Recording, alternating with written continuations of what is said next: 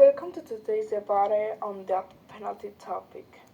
We've gathered here today to explore and discuss one of the most relevant and continuous issues of our time. Over the next minutes, our debaters will have the opportunity to present their arguments and respond to questions from each other and the audience, and obviously defend their positions. As moderator, my role will be to ensure that the debate proceeds in a respectful, organized, and productive manner. Before we begin, I would like to remind everyone that the goal of this debate is not to win or lose, but rather to explore different perspectives and opinions on this complex issue. I encourage everyone to participate actively and respectfully, and to engage in a rich and stimulating discussion.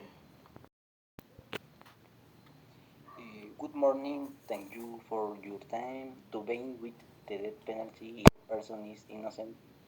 Perhaps today's trials are cleaner, but in the past many innocent people did without a fair trial. In my opinion, it seems like a very bad opinion to reduce the crime rate, since we cannot use the death penalty to punish crimes, and there is no record that indicates that crimes are reduced.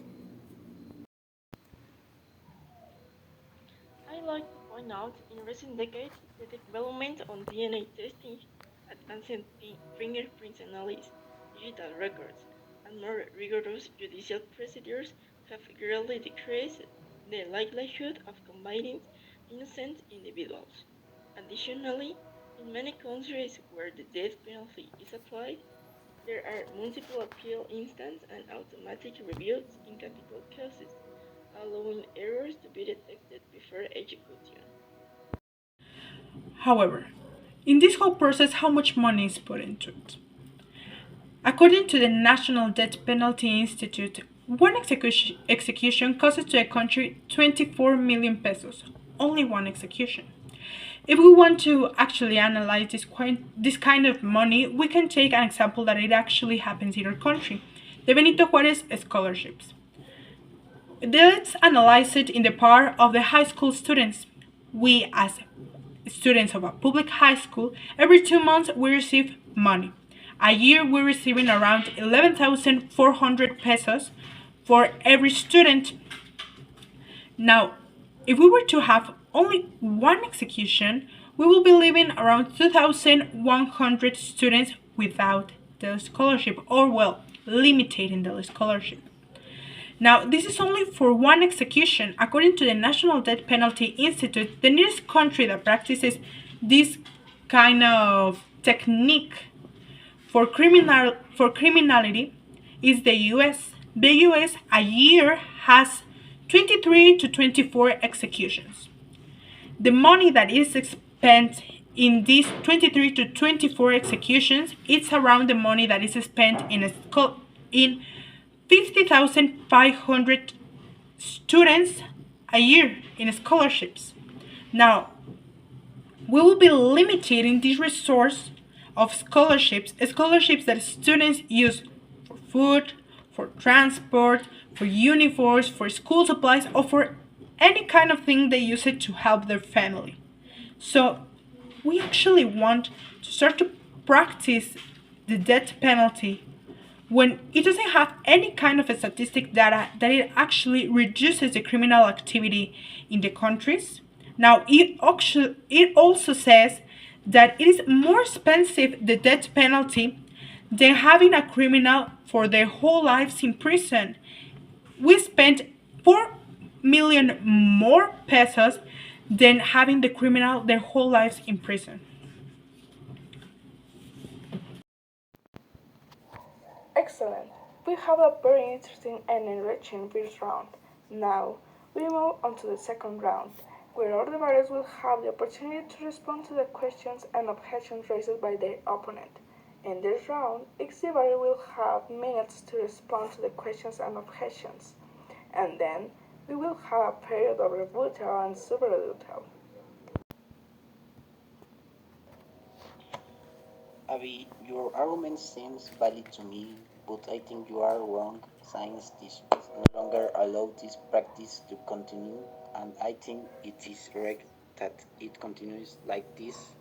Since no matter how strong the punisher is, people will still commit crimes, and it will not help in any way to dampen our society.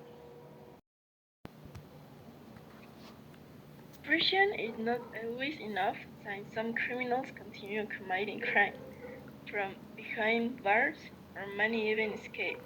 And if you ask me, the city pays for the rehabilitation of criminals who never truly reform, and some criminals, due to their psychopathic nature, can never be safe reintegrating into society. I like to point out the next points. The death penalty is inhumane, irreversible, and discriminatory.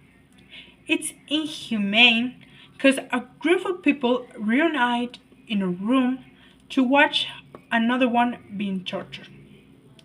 Now, it has also been proven that it doesn't help in any kind of way the family to have certain peace. It inflicts a psychological torment to them because they relive once and once again the image of somebody being tortured. It doesn't help them get through the process of the loss of a familiar or in any way giving them peace. Even though at the start of the trial they normally says that it would, but at the end this doesn't help them at all. This whole process is irreversible because it's a death penalty. But it has proved that it's also very discriminatory. Very discriminatory. It's biased against people experiencing poverty.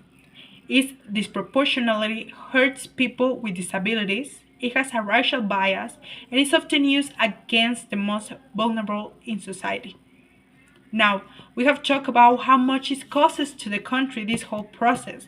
So much of the times, yes, there are processes to make sure that the execution is being done for the right points of view with the correct evidence.